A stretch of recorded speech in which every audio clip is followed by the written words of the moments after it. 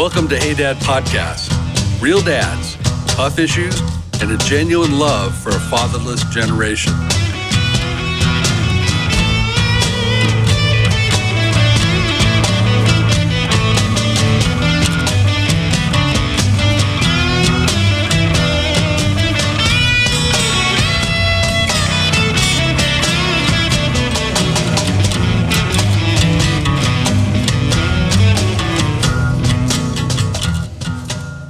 Hello, everyone. Welcome to Hey Dad Podcast. We're back again. Happy New Year. Yeah. We should have brought some little confetti effects or something. Right. We kind of blew it. But, so welcome. I'm Rick Rivera. This is Chris Lawler. Yep. We're missing our third compadre. Yep. Frank. He's out there. The subject of a police chase. You'll probably turn on the TV, you'll catch it. Maybe when he was younger. No, he had legitimate... He had a last minute thing that came up. So, but we'll have him back next time. Hey guys, so today's subject, it's a new year, just the thoughts of start over, do-overs, new year, new you. There's a million ways you can call it. I almost like the do-over, or because sometimes we find ourselves in a situation that we have to unstick ourselves from to start new. Yeah, well, it kind of implies that the last year was a pretty bad run. If you want a do-over, which is a little different than the typical New Year's resolution. It is. Where it's like, I want to try something new. Exactly. So lose however much weight or whatever you think it is. But with a do-over, you're already in a situation. You need to get out of that or reinvent it. You know. So I'd say both, right? So the idea is we talked about this that me and Chris just shared do-overs in our lives and see what parallels you can draw to your life, or maybe an idea in your life to do a do-over. You know, that's the good thing, and I love God for this. Our God is a God of second chances. You know, I don't care how bad you messed up. There's a second chance for you, for us, for everyone. Right. And that's just a beautiful thing, man. So let's cash that ticket in. Let's really think about that. And sometimes it's a matter of evaluating where we're at. Maybe you're numb and you're just numbing it through life and you don't even know you need one, but you really do desperately need to rethink this, get it over. And this isn't a matter of, I just want a brand new start so I can get to a different outcome without really changing who I am. Yeah. Because that's ain't never going to happen. All right. What a real do-over calls for is, are you going to be a different person? Yeah. In the new year? Different.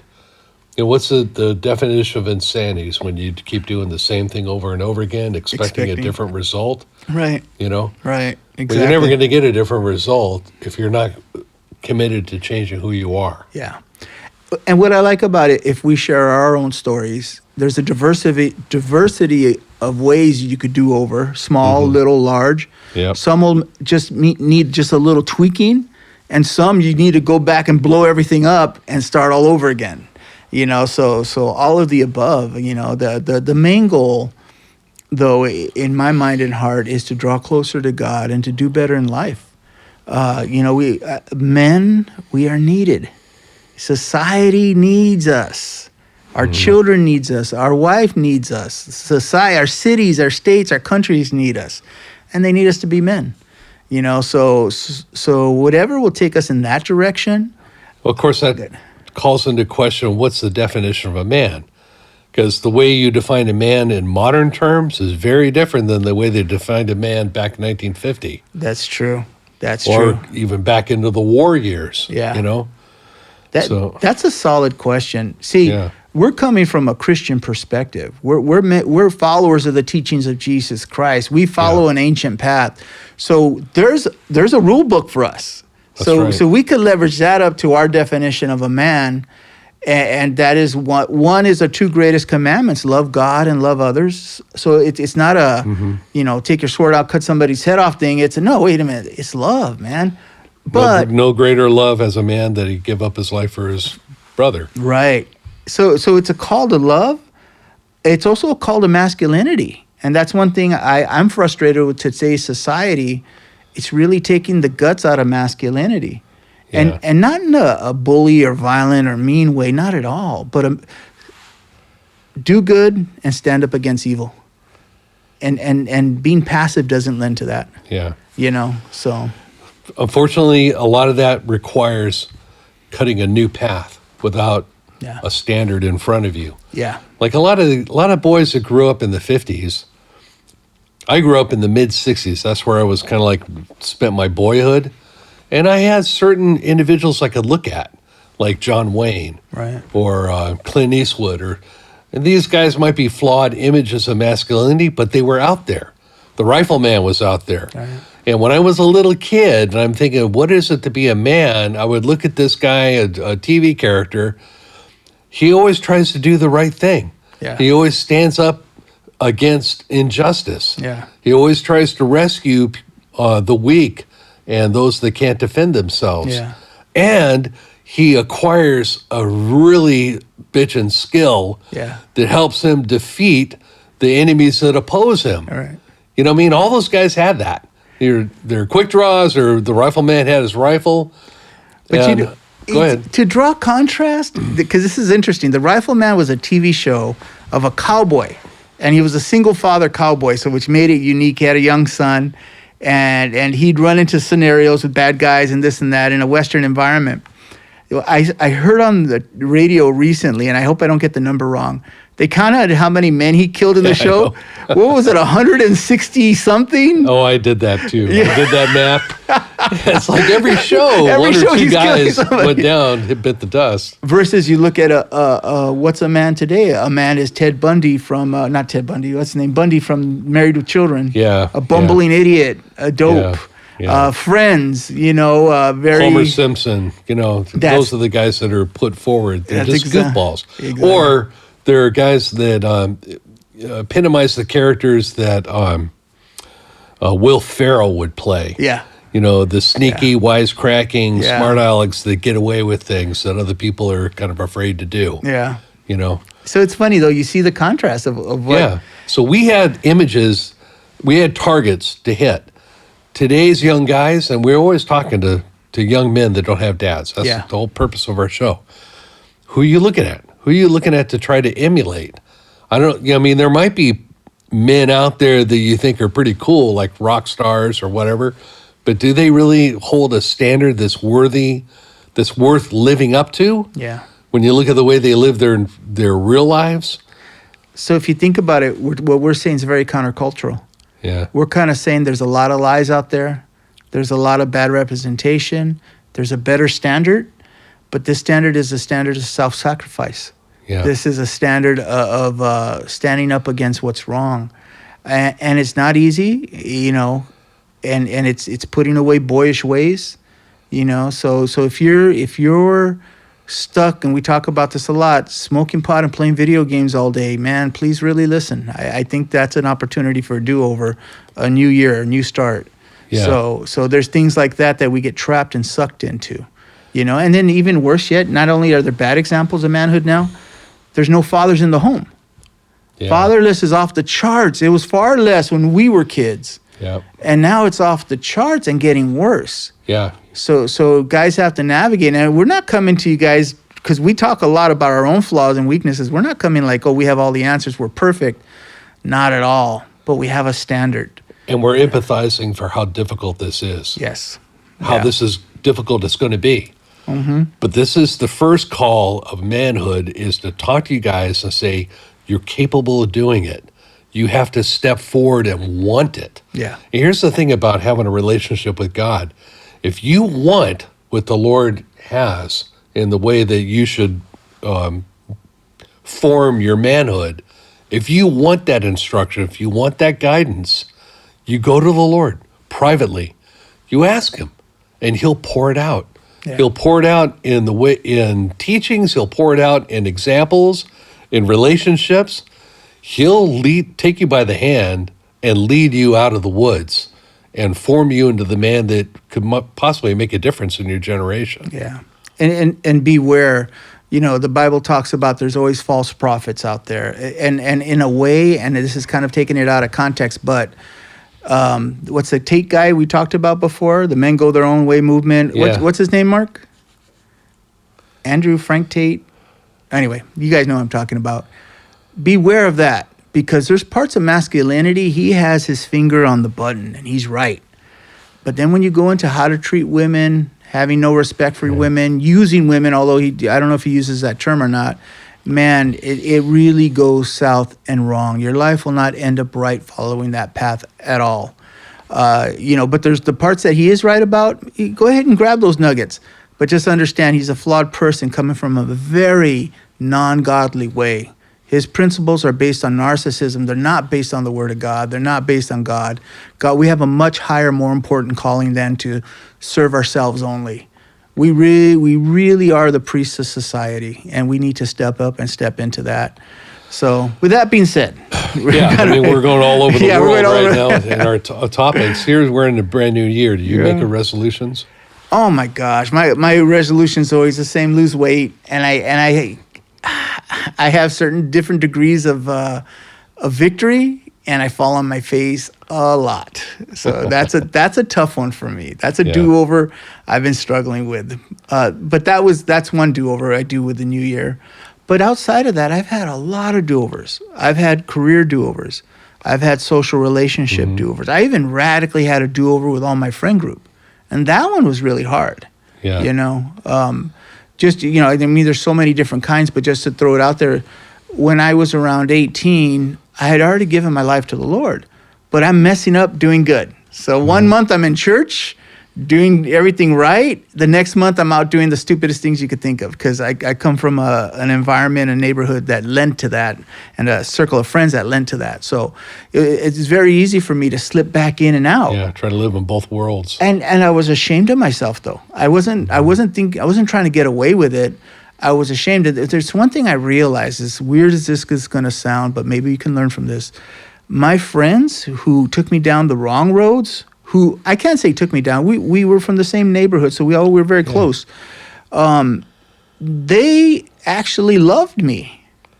They were trying to trip me up, didn't want me. But that's the Rick they knew. We grew up doing dumb things, and here they are. And they were very close. They were my support group. And they were setting before you the best things that they knew out of their world to set before you. It's true. So here's the ghetto life. Yeah. Here's where you go see the girl. There's where you go buy the stuff. That's where you can get so on and so forth. Everything that they thought was good. Yeah.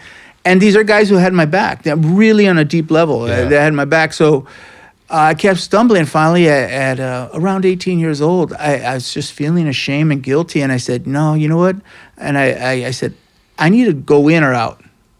And I said, Lord, and my heart wanted Jesus. I really wanted Jesus. This was the temptation I struggled with. And I said, you know what, Lord, I'm all in. I'm in. So at that point, I told all my friends, hey, guys, I'm at church.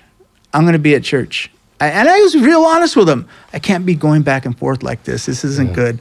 I'm going to be at church. You guys want to come to church with me? So it's kind of like you got to break up with them. Honestly, yeah. That's a real hard thing to do. Oh, really hard. Well, one good thing for me is at church, there was a strong young men's group. Yeah. We used to play basketball together. So it was joining another gang in a way where I got that family. Yeah. That helped a lot. That helped a lot. So, but when I changed over, they understood, and some came to church with me, which was great, And the funny thing about that, though, that's a pretty radical do-over. But the funny thing about that is, shortly after that, they started getting into real dark trouble, real heavy drugs. Arrests, multiple years in jail, Which is kind of funny. Maybe you were the rod in the reactor. It could have been. It could have been. And then they went nuclear. I was always the peacemaker in the group. They do be cool, relax. I was the guy trying to, even though we would fight each other a lot. Yeah. It was weird. But even then, I was like, dude, if you punch a man, I'm not gonna take you in my car. Right. I was that guy. Hey guys, relax. Maybe you're right, but it was on the way there, and so but that was a major do-over. That was a friendship do-over where I'm looking at, man, this isn't good, this isn't healthy. And then if I'm honest about this circle of friends, one's doing 20 years right now in San Quentin. Another one just did 7 years for armed robbery. One of them died. the other ones kind of pulled out a little bit, but they're not doing very well in life because drugs are still a part of their lives in some form, you know. I was at a crossroads. Yeah. Which way was I going to go? You know, and the funny thing is, the desire to do good wasn't the overwhelming thing. The overwhelming feeling in me is, man, I love Jesus. I love Jesus, and I need Jesus. I wanted Jesus bad. You know, there's a saying which I really hold to. It's not about the sin. It's about loving Jesus more than your sin. And I thank God I had that passion in my heart. I wanted him, you know. Now, here's the thing. When I hear something like this, trying to listen through the ears of a young guy out there listening to you, he doesn't have that frame of reference to understand what a relationship with the Lord can be like. Right. And I kind of know what you're talking about because I have my own history that resonates with you. Yeah. But somebody once told me that when you're facing the need to make a big change, I mean a really big change, the first thing you have to do is you have to get a vision that is strong enough to pull you through the pain of the transformation. Because if it's not strong enough, if you don't have a strong enough vision of what you're going towards, right, the pain of the transformation is going to stop you. Yeah. And it's going to convince you to go back and just go back and be the way you were. Right. And it's getting that vision is the thing. And how do you do that? You know, a lot of the story that's not being told is your whole exposure to the Lord, building that idea of what it is to follow God. Yeah. Now that hit me as a very strange idea when it was first proposed. I got saved way back in the Jesus Freak days. Mm-hmm. And I was 16 years old, living at home. My sister got saved in a communal ministry called Gospel Outreach. Total freaking Jesus freak.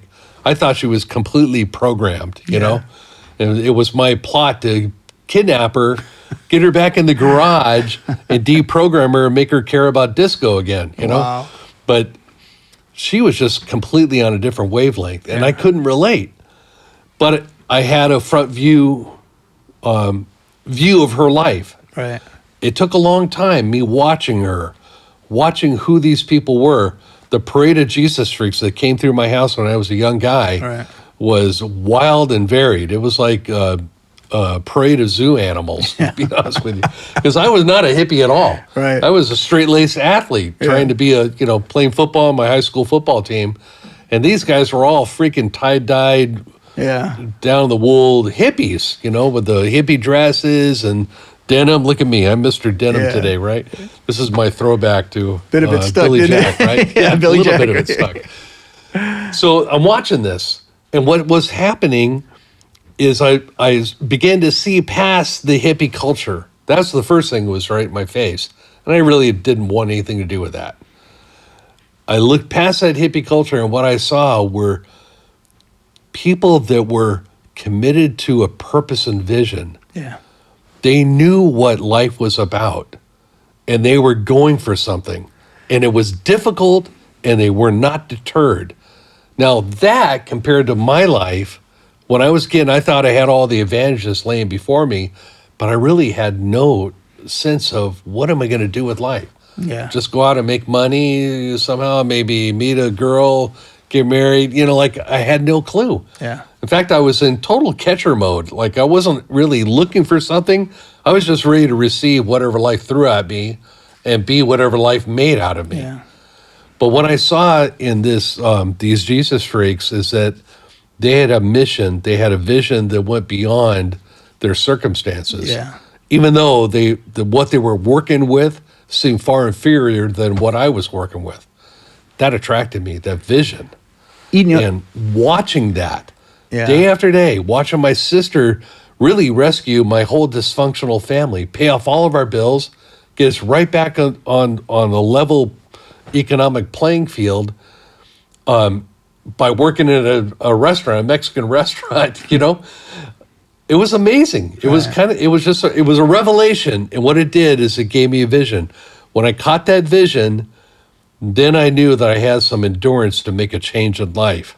I wasn't quite prepared to do it yet, but I began to have the power to hold on through what I knew was going to be painful for me. It's funny the way you say it. That's what it was for me. I needed a reason to die for. And I know it sounds dramatic, but it's true. We don't need church fancy services or whatever. What you need is a reason to die. That's what a man's inner calling calls for. Something that's worth your life. What's worth dying for? What's worth and so that's what's the part when I found Jesus, man, I have a cause. I have a reason to die. I love this. And then there was the Holy Spirit too, the things where God was working in me. But that's what I was drawn to. If you lack that, guys, seek that first and foremost. That's everything. And you know where you get an example of that right off the bat is when you start to understand. I mean, Christianity's been around a long time, particularly to a young guy. You've been alive maybe 20 years, maybe 25, whatever, if you're that young. And a whole lot of history has happened before you ever came on the scene. So you're born into a world with centuries of history. And part of the Christian faith goes all the way that deep, goes way, way back there. Yeah. Several of your lifetimes past. When you start to really meditate, and number one, if you ask God for a revelation, he'll show you this. He'll show you that not only is he something to die for, you're something to die for. The quality, what God made, what God invested in you as a young man is worthy of Christ coming and dying for your sins. So everybody has sinned and gone astray. Everybody is eligible to be flushed away. Right. But because Christ came and paid the penalty for our sins, that's what the gospel message is. Because he did that, we get to be with him. We get to flower into something that he intended us. But it all began because Christ saw a vision of what we could become that was worth the pain that he went through. That's the ultimate do-over like we're talking about. Yeah. Think about it. All your sins from before that moment are forgotten and forgiven. It's a fresh start. Yeah. You don't have to carry that guilt. And you know what your sins are. Yeah. Close your eyes, go back in your back room in your mind, and look at them all. Yeah. You know, and we know, honestly. So, I mean, that's the ultimate do-over. But yeah, so the do-over, it was me blowing up my friendship circle because it was hindering me from drawing closer to God. It kept stumbling me.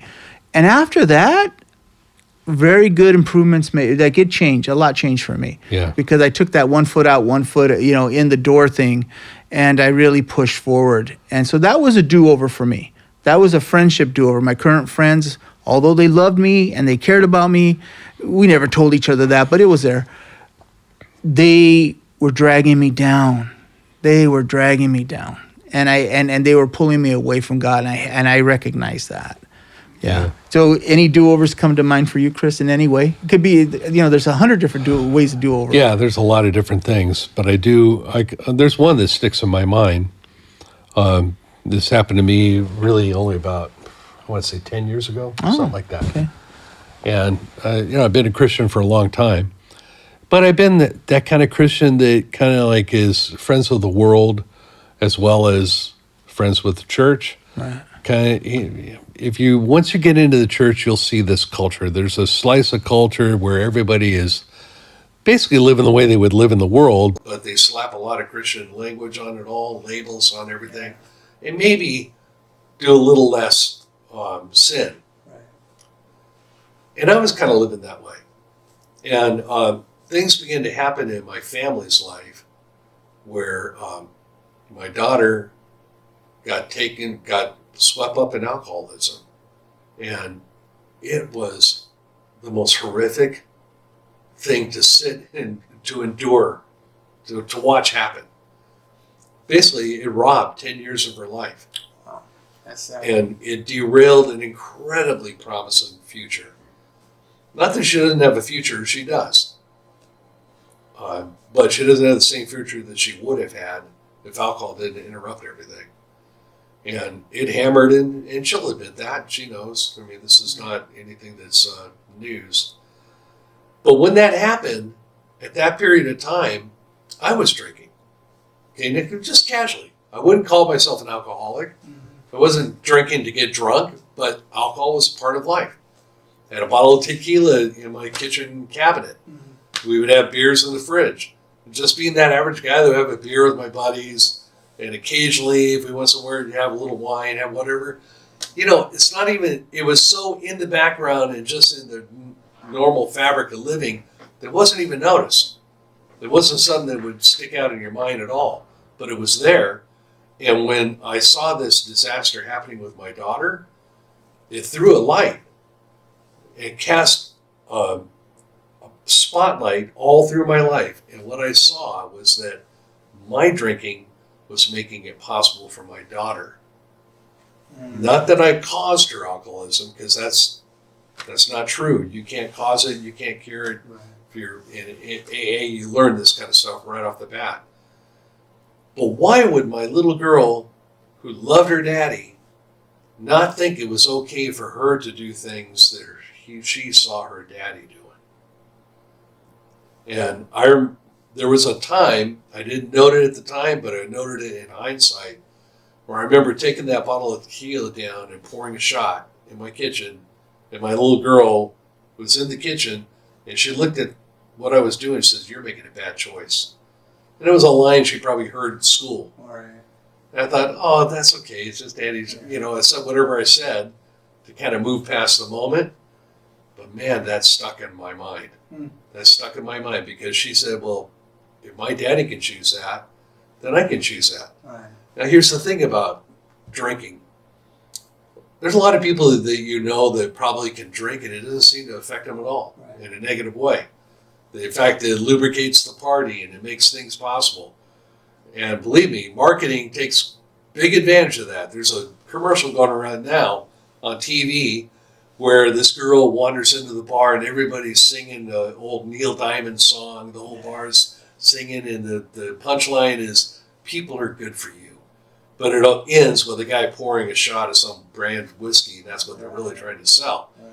And the idea is that all you people, you can drink, it just lubricates the party and everybody has fun and it's all family, be all part of that. Well, I kind of bought into that somewhat.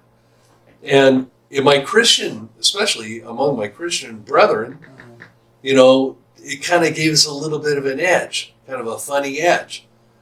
And we were all okay with it and nobody was criticizing anybody. But when my daughter's life crashed and burned, and it crashed and burned in the most spectacular ways, okay, that light was thrown on. And I remember the day it happened, the day that things turned. It was the day the Ravens played the Super Bowl against the San Francisco 49ers, okay? And I had a bet with a friend of mine, a relative that was from the Bay Area, was rooting for the Niners, and I was rooting for the Ravens. So I went down to my sister's house, and they had a really good friend that lived right next door, and they kind of threw a Super Bowl party. So we went over there, and they began drinking shots and having tequila, and we were having a blast. I'll be honest, it was funny. And the alcohol was doing its job, and it was making the party loose and making the humor flow. And suddenly it was in my mind what my daughter said, and it was in my mind what my daughter's life became. And then suddenly it was right there before me. It's like, how can I bang on the door of God and ask God to help my daughter if I'm going to allow this thing in my life? Not that what I do can affect her, but what I do can affect the way I look at the entire situation. And I realized at that moment, I got to change. And it happened just that fast. Bang, I never touched alcohol again. Wow. Never passed my lips. Yeah. Been 10 years now. And I won't have a slice of cake that has rum in it. Wow. Nothing. You had that moment of clarity. Yeah. It all just And that was a do-over for me. Because you know what? When that first happened, the biggest I could wrap my mind around that change was, I'm going to do this for a year. I'm going to no alcohol for an entire calendar year until the next Super Bowl. Right. Okay? Because my intention was I need to pass through every phase of a year, every phase of a week where alcohol would normally play a role. Christmas, birthdays. Yeah, football, all these places where it just fits right in there. Yeah. And believe me, I would encounter those all the time. Come home from work and I'm a little bit tired, and this is the place where I'd have that shot of tequila, and it would just relax me just enough. Here's where I would have that cold beer on this super hot summer day. I mean, so many of those. I went through the entire calendar year, all the way through the holidays. And when I got to the end of that year, and I'd stayed true to my fast, I thought, well, why would I give up now? And so I signed up for another year. And then I just said, it's never going to touch me again. I'm going to go to my grave without alcohol passing these lips. Wow. Because I am in control of this. I am the gatekeeper here. Right. Now, I wish that people that were alcoholics could seize a moment like that. And I realize it's not the same math. It must not have had the kind of grip on me that it has on some people, including my daughter. But I knew that for me, it was very important for me to make a stand and to say, what I'm going to do is I'm going to leave this life and I'm going to forge my way into a life where there is no alcohol. And I'm going to make that life work. Right. I'm going to find the humor in that life. I'm going to find the parties in that life. And you know what? It was difficult. Right. It's hard because that chemical works. And change is hard. Yeah, change and the whole society that's around it, I'm not part of that bar scene singing Neil Diamond songs, everybody raising their glasses in honor. And I'm not part of the Oktoberfest where everybody's got their beer steins and they're singing and they're dancing. Like a lot of life is just lubricated through alcohol. And now these days it's drugs. Now it's marijuana here in the United States. Everything's legalized. And it's just not going to be me. So that was a very difficult thing, but that vision made it possible. I've always conceded one thing to my children. I've always told them, alcohol works. It works. If you're the type right person, you're going to be relaxed and this and that. Yeah. But it's a downward spiral. It's a slow spiral downward. And long term, it's devastating. And it ruins lives. What it does, it's insidious. It looks for a crack. Yeah. Because there are a lot of people you see, they're drinking casually, and it doesn't seem to affect them all until some crisis happens in life that cracks the veneer. Yeah. And when it cracks the veneer, alcohol will find that, drive a root right past your defenses and in your heart. Right. And then alcohol gets you past the pain. And once it gets you past the pain, you're done. Yeah. How are you ever going to do without it? You don't know how to live without it. You found an escape. You found a button you can hit and shut the pain off. Some people, it's like that. My daughter, she was just a fertile ground waiting for that root to sink in. Me, I feel like I was more resilient. Mm-hmm. But still, I'm not, for the sake of everybody that ever struggled with this, that's the vision I had. Yeah. And that vision pulled me through the pain of being ostracized and being out of the party and not being as much as I try to not be that guy, it's like, okay, everybody can drink around me. Right. I'm not that guy, and it's not like I go around and throw everybody's alcohol over the whatever, but, it's just not going to be me. That do-over is so important in this day and age. And I think to make it more relatable, it's probably more weed now than beer. Yeah. And man, and I have to say this, and you guys judge from your own experience. People who are trapped in that weed cycle, man, do they lack ambition. Yeah. Man, do they throw away years. Now, there's always going to be, I know someone, he's an attorney, blah, blah. I know those outliers are out there. But the vast majority just sucks motivation and life. Life is beautiful, and you numb your way out of it. And it's just so sad to me. But I would think that's a very relatable transition to today. I think it's really more weed than anything, and so... Well, the reality is, we're talking about New Year's resolutions. The very essence of the reason a person takes a New Year's resolution is they want to be different than what they were before. They want something better, yeah. So whatever the new year, I'm going to enter this new year, I'm going to be different. I'm going to be thinner. I'm going to have a better job. I'm going to, whatever, you fill in the blank. Right. They want to be something different than what they were the year that went by. And usually it's because the year that went by, when they're looking at that in hindsight, they're saying, man, I left a lot of life on the table. Right. Because of that thing, whatever that thing is they're trying to get rid of. Okay. So I have a career do-over. I don't think that's been your experience. You're a master craftsman. You've been doing your thing for like 100 years now. All right. Seems that way, yeah. For me, I got a job as a machinist for Alcoa Aluminum, and that's a big company. Yeah. And I went from being a machinist, and I transferred into the casting and molding department, meaning we used to have big bats of aluminum, 300,000 pound bats of aluminum, and we would pour them into ingots, plates, things like that. United Auto Worker, good money at the time, and I was very young. I got into it at 21, and I was there for 5 years. But my situation was, one is this: the job was very depressing. Big, huge, gray, dirty company with 13-foot fence around it with barbed wire. You had to check in, check out. There were 5 companies within this one big, ugly factory. Whatever depressing picture you could think of a factory, that was it. Sounds like a dystopian science fiction. Yeah, it could have like a racer hit or something weird like that. But so it was a very depressing, dirty place. Right, a lot of gruff guys. I'm working graveyard, and so it was just miserable. I dreaded my job. So when it would come the day before I had to go back to work, dread filled me that whole day, dreading the next day. And that's a really bad, especially when you're... That's a bad sign. It is, especially when you're financially desperately strapped to it.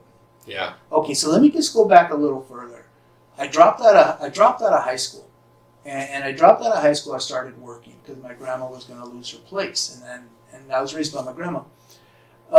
So I dropped out of work and I got a job delivering flowers in the daytime, and I delivered pizza at night. Uh-huh. And then I run across this job that paid much better, and to me, I arrived, But going back to the flower shop, I had a boss, Japanese-American guy, Paul, great guy. And I told this story before, but he takes me aside and he says, Rick, he goes, why aren't you in college? And I'm like 19 at the time. And so here I pull my sad story out of my pocket. Oh, my grandma needs me to work, if not, and it always worked. It was noble, like I saved, And the only thing he said is, he goes, Rick, don't you realize nobody gives a damn? I thank God for Paul. That was harsh. But man, did that light bulb go up. Bing! Crap, he's right. He's right. That story means nothing. That story is not going to buy a home. That story is not going to buy my daughter a prom dress. And so that stuck with me hard. So when I'm working at the factory, very shortly, I was coming in a graveyard shift. It was dark. You had to walk through closed parts of the plant to get to the parts that were open for graveyard. And I remember looking around at all the dirty walls and the filth, and it was cold and noisy. Factories are noisy. And I said, I got to get out of here. I had that moment. Yeah. So slowly but surely, I went back to high school, got my diploma while I'm working, and then I started going to school while I'm working. Then I got laid off. Now, I never been in a situation where I didn't have to pay rent. I always had to support myself. I didn't have any support, unfortunately. So it was hard. When I got laid off, I just made the jump. And that's when at this school, I got into X-ray. I got into a school that would teach the X-ray, so more of a trade school for X-ray. I got into it, and I ran with it. And it was hard. I had money saved because I had a good job. I burned through all my money. I never stopped having to pay rent or support myself. I know, not a dollar. I really had to support myself completely. And then, so after a while, my money ran out, unemployment ran out, and now I'm using credit cards to get by. So I'm using credit cards to get by everyday life stuff. And then it got so bad, even the paper I'd use for my notes, I had to draw an X around it, and I used the blank side on the other side for my notes. I had to recycle paper, dude. It was desperate. And so it was really hard. But that was, now I'm going through a do-over, right? So yeah. I'm going to school, and I'm plunged into it. I did really well because I was so desperate. It had to work. I didn't have a plan B, So anyway, so I got laid off. And that really pushed me into the full jump. But then about a year and a half into it, the company calls me back. And I cannot put into words at the level of broke I was. I was broke. Yeah. It was so tempting. But I just remembered, I said, no, I got to stay strong, man. I needed the do-over. You know what I'm seeing in this? First off, the thing that kept you in that job, that sad story you had about your life, the noble one, Yeah. that was a vision that kept you locked on to that aluminum job. Yeah. You had this vision, this is who I am. Yeah. So therefore, this is what I need to do because of who I am. Right. It's only when your friend from the flower shop pried that vision off. Exactly. And then suddenly you're free to think. Yeah. And then you got a vision for being an x-ray Right. tech. And you know what? That was strong enough to pull you through all the pain of your poverty, everything you had to do. And that's the problem. And I think a lot of people understand this. Poverty, you think poor. You're raised poor and you think poor. And all you're thinking about is getting to next month's rent. Yeah. And you don't see past that. Yeah. It takes the ability to not be impoverished in your thinking and say, hold on. I mean, if I can go back and talk to myself a long time ago, one, I would have never dropped out of high school. Two, I would have found an uncle who was doing a little bit better and say, hey, uncle, let me live with you and support me for 2 years, please. And I'm going to go to school and give him my plan. I probably could have found a family that could have done that, although we were all kind of scattered. I may have had to move state or move out of China. But I would have come up with a better plan. But I didn't know. Yeah. I was doing the right thing. I had arrived, but I really wasn't there. And then I have that moment of awakening where I said, I don't want this for myself, man. I want something different. And I cannot put into words. I've been working in the medical industry now for 30 years.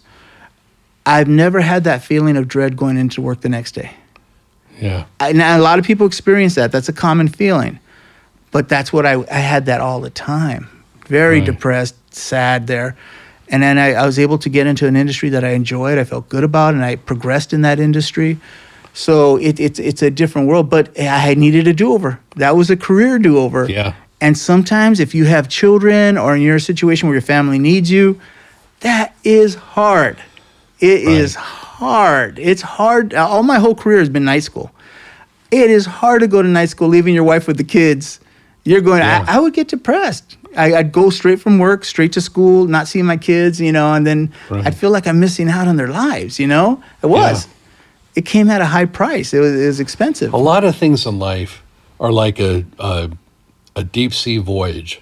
Yeah. You get this idea that I want to do something different with my life, but that different is on the other side of the horizon. Yeah. So now I'm going to start off from where I am now, where I can see the shore, I can see the job I worked on, and I'm going to start sailing in a new direction. Yeah. And you get out past the horizon, eventually you lose sight of where you came from, but you don't see where you're going to. Right. You're in the middle. Yeah. And at that period of time, that's where you're in the storms. That's where if you didn't pack hope along with you in the form of that vision, and in particularly in the form of feeling like I'm being led by the Spirit of God who is everywhere, even in the deep ocean, Right. then you'll give up. Yeah. And you'll head back to the shore you came from. But if you persevere, living on that hope, doing whatever it takes, and holding that vision of where you're going to go to in your mind, you'll pass through many trials. Yeah. And you write your own epic. Right. You write your own epic story Oh, yeah. until soon that it comes close, you see it on the horizon, Yeah. and you pull into port and say, man, I did it. It is important to focus on the end goal. And someone said this, and it's so true. Nobody plans to fail, but they fail to plan. Yeah. You need to understand, okay, I want to get here. And then you need an intentional step 1, step 2, step 3 plan. Without that, it's easy to teeter and fail. It's just a dream at that point. It's not. It's not a plan at all. But when you find what you want to do, they have to then. Okay, my first step. I'm going to call the high school, find out how do I go to adult high school to get my diploma. Right. Or I'm going to call the colleges and or look at the schedules. How do I enroll? What is that? I'm going to talk to a counselor. But I'm going to do that. But, you create a to-do list, 1, 2, 3, 4. Yeah. And whatever goal that is, you know what I mean? So you have to plan. You have, like you were saying, though, you have to see what the object, what the goal is. Then 2, you have to make very intentional steps to do it. And don't worry about the bumps in the road, man. They're going to happen. Just roll over them. And I would say don't even be intimidated by knowing how to make a plan. Yeah. Because there's a lot of guys like, I want a better life, but I don't know what to do. Yeah. Okay, there's always a step you can take. Right. And one of the best steps is go visit people that seem like they're doing something that you would like to do. Exactly. Walk in the door Right. of a business that is doing something, say, I'm young and I'm fascinated by what you do. Can I get a tour of your company? Can you just tell me what it's like to be in this industry? Right. You know what? Just that one step, every step you take opens doors to many different possibilities. Yeah. And you take one of those possibilities, many other possibilities are right behind that door. Right. And that's how you, even without a plan, you'll quickly form a sense of direction. And you'll explore what you like and what you don't like. We covered this one time in a dad show about how to get out of it. Man, I can't tell you that strongly. If you were my son, if you guys were my son, this is what I'd be telling you to do.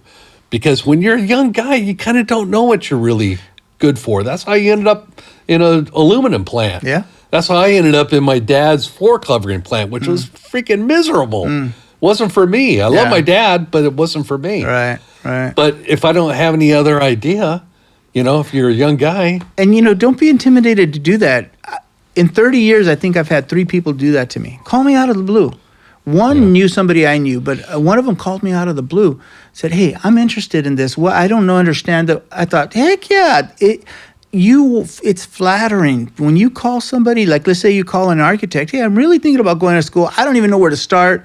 I'm very interested. I'd like to see what you do. Would you be able to give me a tour? Yeah. Man, you'd be surprised. You may get a no, but you're going to get a lot of yeses, and people are very excited about helping you. So if you pick the career, take the step of faith. Call somebody in that career. So mechanic, hey. That's the difference between the tools you acquire along the way and the tools that God gives you right from the start. Yeah. And what he gives you right from the start, if you'll use it, is boldness. Yeah. Think about how bold you were doing the crap that got you in trouble. Yeah. Okay? Use that boldness. Use that same boldness, in right? a direction that might improve your life. Exactly. Exactly. You got it in the pocket. It's well worn. You know, it's like you know how to use that kind of chutzpah. And this is how powerful that is. I told a young guy who called me up, wanted to get into radiology imaging, and I told him, I gave him the best road to take, because there's wrong roads you could take in careers. I told him the best road to take. I said, and once you finish, here's my number. Call me. I'll hook you up with a job. Now, he didn't do it because he got hired by the site he was doing his internship at. You know, so he didn't even need me. Yeah. But this is how, Chris, if somebody came to you and said, man, I want that trade. Yeah. You would be like, come here, son, let me show you. I can't find anybody. I know. Look, I'm that short to retiring and stopping a trade that I've been doing for almost 50 years. Yeah. I know how to refinish and repair expensive leather furniture. Yeah. I mean, the kind of furniture that is $70,000 sitting in a movie star's house. I know how to fix all that stuff. And very few people even know that a trade like mine exists, right, let alone want to do it. But I cannot find anybody that is interested in passing through the pain and transformation to acquire this skill. Yeah. And I would be right there to teach you. Yeah, exactly. Yeah. Same's true for electricians. A lot of the manual skill trades are being lost. Yeah. Everyone's thinking computers and they're thinking the other things. Some of us like to work with our hands. Some of us love working with our hands. Some of those millions coming over the border are way interested in becoming an electrician. Oh my gosh, yeah. Yeah. Oh yeah. They're not hypnotized by computer games. And they will outwork us who have gotten soft in the luxury of a country that's very wealthy. Yeah. So guys, here's another tip. You want to give yourself superpowers, get this kind of ambition for your own life. Yeah. Yeah. And I hate, this is going to be harsh. I'm not going off, but if you're born and raised here, don't go into a career that somebody who crosses over the border can do, because these are people who have been working hard their entire lives. They're very physically strong and conditioned to work hard. You're not going to keep up with them. You're not. So think of something else that there's a lot of roads you can take, you Right. know? So think of something else that's going to pay well, that you can leverage your blessing of being an American citizen, which is a blessing. And you could take advantage of that, and you could do well, not just for yourself, but for your future family, you know, Yeah. because God, you know, deserve it. We're dads, man. We can spout this stuff all day long, this kind of advice, Yeah. because of the path that we've lived on. Yeah. We started out talking about New Year's resolutions Yeah. and do-overs. Well, what kind of do-over needs to be done in your life? Yeah. What would be the most beneficial change if you really could like wave a magic wand and change something about yourself? What would that thing be? And set your mind on that and go to God and say, Lord, I want that. Can you lead me to that? Yeah. And watch what happens. Watch the doors that open up. Yeah. Watch how the path illuminates before you. Can I throw another one out there though? And I know we should be closing, but maybe you want to be a better father. Yeah. You want to be a better husband. Yeah. Figuring that out. You know, but Maybe you want to understand women. Good luck. Yeah, good luck. I'm not going to touch that. but you know, that's where a church comes in, and you find a mentor. You find a guy who you Yeah. admire, and you admire the way they do life. And because everyone's going to be willing to give you advice, but watch the ones that rise to the top, the ones that you respect, and Yeah. say, "Hey, I need you, man. Hey, Chris, I need you, bro. I'm struggling here, Yeah. and I want to be better." Because I love my wife and my kids. I love my kids. Or we're divorced and I'm struggling through that. I want to be the best I can. Man, but find what it is, with what the important issue to your heart is, and go for it, man. Highly We're old recommend it. dudes. We are mentors. We live for a young guy to come and ask advice. Yeah. I mean, somebody, please come in here and open up the treasure chest Yeah. and take what my life has acquired. Right. Because I don't have that much longer to be around. Yeah. And then when I'm gone, you're going to have younger voices to talk to. Right. So go find an old guy that's doing, that you respect, that seems like they're doing what you like, and ask them. Yeah. Be bold. Yeah. You'd be surprised, guys, how warmly you'll be received. But be bold. And if he turns out to be a weirdo, looks at you strange, that's all Yeah. right. Then go to the next one. It's all Yeah, go right. sniff him out. Yeah.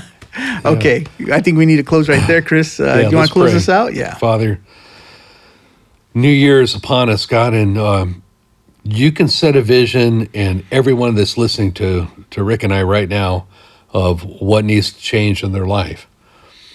You can put that vision in a delightful vision, full color, so attractive that it pulls them into changed behaviors.